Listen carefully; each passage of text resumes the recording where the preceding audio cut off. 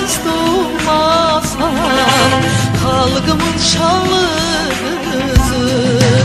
Sen muğamın dünyası, aşık sənət dühası, körpələrin anası, halkımın şanlı kızı.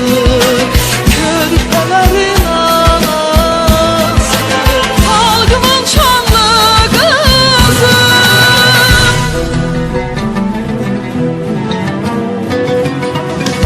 Gələcəyə çıraqsan, el obaya mayaqsan. Gələcəyə çıraqsan, el obaya mayaqsan.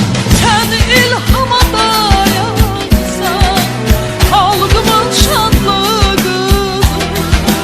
Tükənməz məhəbbətin, vətənə sədaqətin.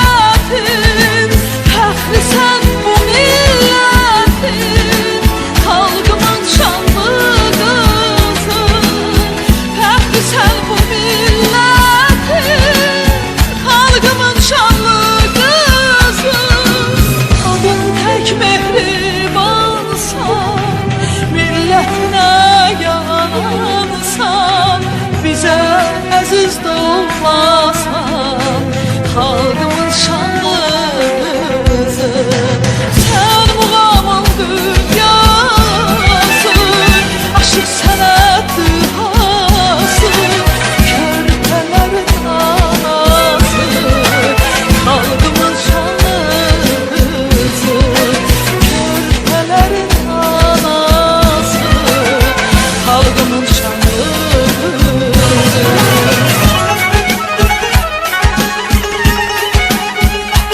Ey yolun əpəsin, ey müdrik qadın, şərəflə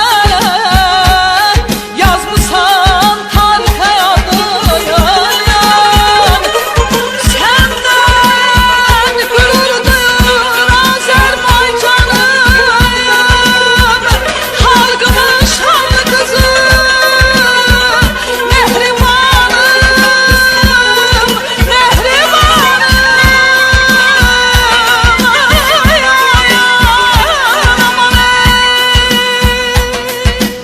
Adın tək mehribansan, millətinə yanansan.